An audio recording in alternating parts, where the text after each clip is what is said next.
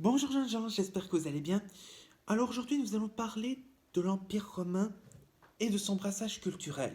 Nous allons essayer de comprendre pour cela en quoi l'Empire romain a influencé et influence encore notre civilisation occidentale.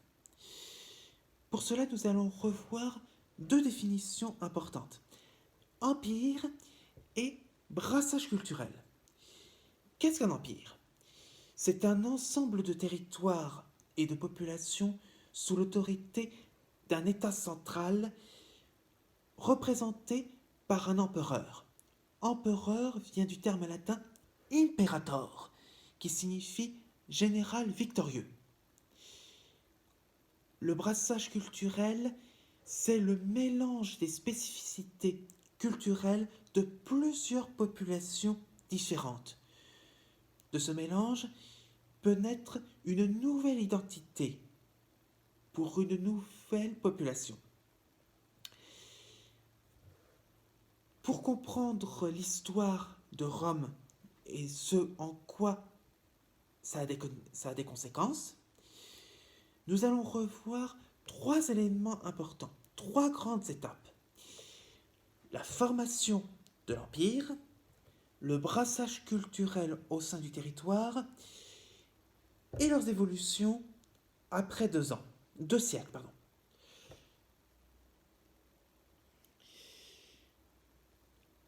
Pour commencer, nous allons voir comment Rome a pu constituer un si vaste empire. Un empire qui s'étend sur l'ensemble de la Méditerranée et allant au-delà. Avant d'être un empire, Rome a connu deux régimes, la royauté et la république. Fondée en moins 751 avant Jésus-Christ, Rome était une cité-État à la mesure d'Athènes. Et c'était un royaume dirigé par les Étrusques. Les Étrusques, c'est une population de la péninsule italienne, mais je n'entre pas dans les détails parce que ça ne fait pas partie du programme. Nous en parlerons dans une vidéo ultérieure. Vers le 5e siècle avant Jésus-Christ, les Romains se sont rebellés contre le roi étrusque et ont instauré un nouveau régime qu'ils appellent res publica, qui signifie chose publique. Ça a donné naissance à la République. Entre moins 300 et moins 30, ils ont mené la guerre sur deux fronts, contre leurs voisins et entre eux. Ils ont mené la guerre contre les populations voisines pour défendre la cité et pour agrandir leur territoire. En conséquence, en 3 siècles, ils ont conquis un vaste territoire autour de la Méditerranée. Les dernières populations vaincues sont les Gaulois et les Égyptiens. En même temps, ils se sont fait la guerre les uns contre les autres pour assurer une autorité sur Rome, ce qui a affaibli la puissance de Rome sur son territoire. En moins 30, un impérator intelligent et efficace, Octave, ou Octavien si vous préférez, fils adoptif de Jules César, a mis fin à la guerre civile en remportant une victoire décisive contre son adversaire direct, Marc-Antoine, prétendant aussi à la succession à Jules César. Suite à cela, il instaure la Pax Romana, la paix romaine, sur l'ensemble du territoire avec l'appui de l'armée. Et pour restaurer l'autorité de Rome et son influence personnelle, Octavien réorganise les institutions. Tout en maintenant la res publica et en la restaurant dans ses principes, il concentre des pouvoirs personnels. En plus d'être impérator entre moins 30 et moins 27, il obtient d'autres titres importants. D'abord, il devient princeps, dérivé de primer inter pares. Il devient le premier des sénateurs, ce qui signifie qu'au sein du Sénat, sa parole prime sur celle des autres, ce qui lui assure une autorité politique sur l'ensemble des magistrats, qui restent en place et assure un partage collectif défendu au sein de la République. Et enfin, en moins 27, il obtient le titre de Auguste, qui lui confère une autorité morale et religieuse, apparaissant comme le nouveau fondateur de Rome, en succession à Romulus et Rémus, sans entrer dans les détails. Pour assurer la stabilité et l'influence de Rome sur le territoire, il réorganise les provinces de la manière suivante. Certaines des provinces sont directement administrées par les sénateurs. On les appelle les provinces sénatoriales. Les autres, appelées provinces impériales, sont administrées par les gouverneurs nommés par le prince, l'imperator. Dans les villes, en général,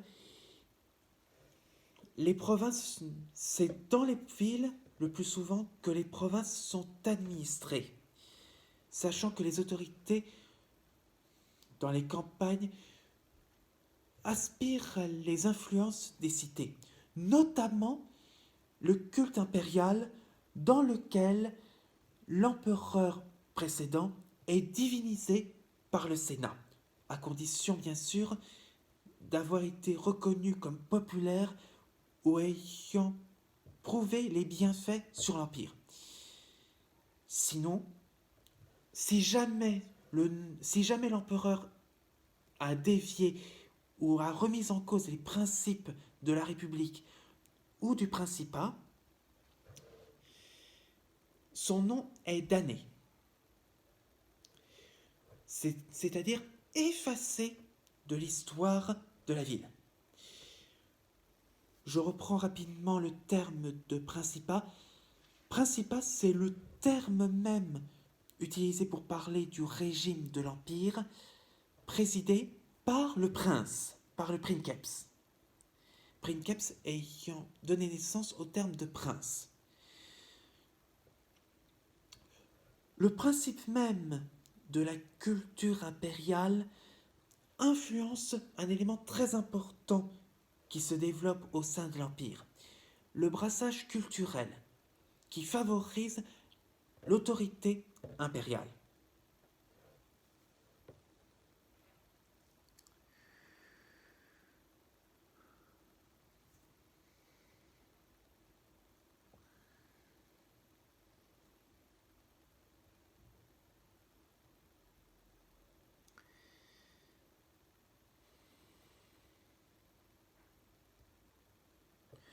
Le brassage culturel se repose sur deux éléments, l'influence gréco-romaine et l'existence, la préexistence, la continuité de l'existence des cultures locales. Le cœur de ce brassage, c'est l'influence gréco-romaine. Les Romains admirent les Grecs, notamment les Athéniens, pour leurs arts, l'architecture, la sculpture, les poteries et ainsi de suite, ainsi que la mythologie, récits et légendes autour des divinités de l'Olympe, et leur savoir-faire, et enfin la philosophie. Au IIe et au 1er siècle avant Jésus-Christ et même après, les Romains aisés ont appris tout ça en Grèce directement.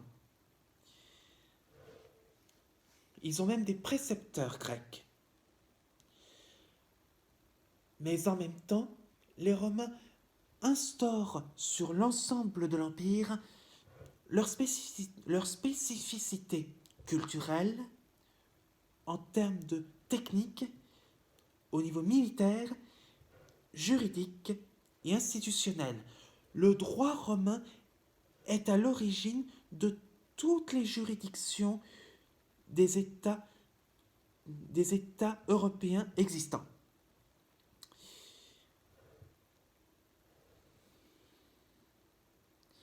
Et le latin est parlé dans tout l'Empire, tout aussi bien dans l'administration que dans le quotidien des populations. En même temps, les populations locales qui adoptent, chacun à leur manière, la culture gréco-romaine, conservent leurs rites et leurs cultes et cultures ancestrales.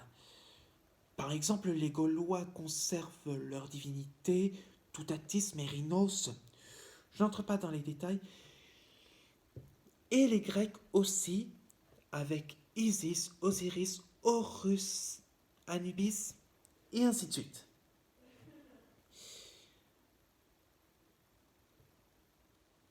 Ces cultures sont tolérées à condition que les populations acceptent de se soumettre à l'autorité de l'empereur à travers notamment le culte impérial, ce qui est beaucoup moins accepté par les religions monothéistes. Monothéistes, j'en reparlerai, ce sont ceux qui ne reconnaissent qu'un seul Dieu.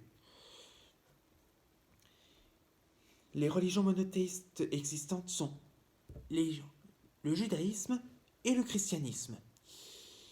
Le christianisme rejette en bloc toutes les autres religions ainsi que le culte impérial, ce qui va leur poser de grands problèmes par la suite, surtout lors des grandes crises de l'Empire. C'est ce qui nous conduit à la partie suivante.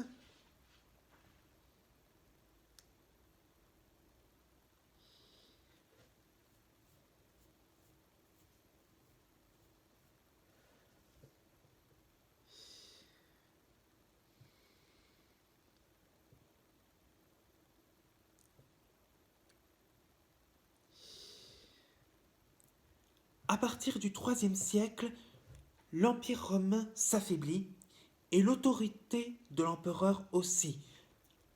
Les armées se révoltent et proclament leurs propres impérators, ce qui provoque des guerres internes. En conséquence, le principat s'effondre.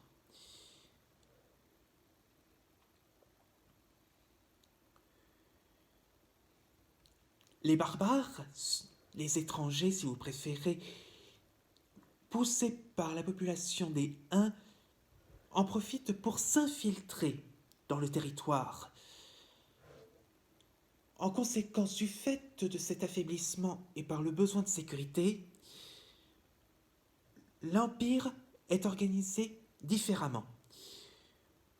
Sous le Principat, l'empereur devait son autorité de l'armée et du Sénat, donc d'un pouvoir collectif.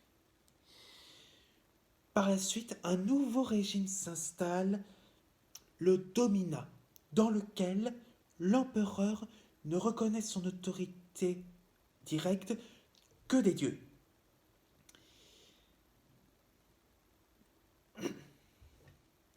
À partir de Dioclétien.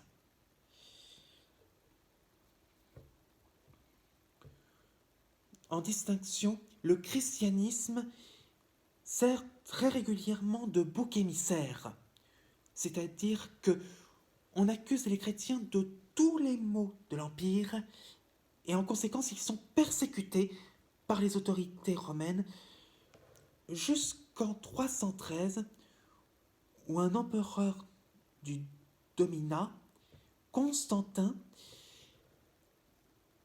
autorise le culte chrétien au sein de l'Empire par l'édit de Milan en 313. Par la suite, le christianisme se développe encore plus rapidement qu'avant où ils étaient persécutés. En 325, le dogme chrétien est instauré. Ce dogme chrétien perdure encore aujourd'hui dans les cultures catholiques et orthodoxes, à travers notamment l'existence de la Sainte Trinité, le Père, le Fils et le Saint-Esprit, ainsi que l'essence divine de Jésus, dont les chrétiens sont les disciples. Pour faire simple. Au cours du IVe siècle, les empereurs se partagent le territoire et le pouvoir, les Augustes et les Césars.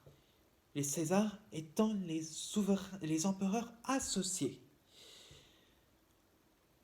En 380, le christianisme devient, selon la volonté d'un nouvel empereur, Théodose, une religion officielle, la religion officielle de l'Empire. En 395, l'Empire est à nouveau partagé entre deux empereurs, sachant qu'il avait été partagé plusieurs fois par le passé dans l'optique de reconstituer l'unité impériale. Dans les faits, en 395, c'est la dernière fois que l'Empire est partagé entre Occident et Orient. Les deux empires connaissent deux évolutions différentes. L'Occident, de plus en plus affaibli et ne pouvant plus se défendre contre les incursions barbares, finit par être morcelé en plusieurs royaumes dits barbares, mais en gardant l'influence latine. L'Orient continue de se maintenir en une seule entité, ce qui conduit plus tard à ce qu'on appelle l'Empire byzantin, ce qui nous conduit à la prochaine vidéo. Donc, ce brassage culturel et le fait que le christianisme s'impose sur l'ensemble de l'Empire constituent l'identité de l'Europe d'aujourd'hui, dans l'ensemble. Voilà, j'espère que cette vidéo vous aura plu. Je vous encourage à retrouver des livres et des biographies au sujet des empereurs et du début du christianisme pour essayer d'enrichir et d'approfondir vos connaissances à ce sujet. Merci de votre écoute, à bientôt, portez-vous bien et surtout restez à la maison jusqu'à ce que le confinement soit terminé.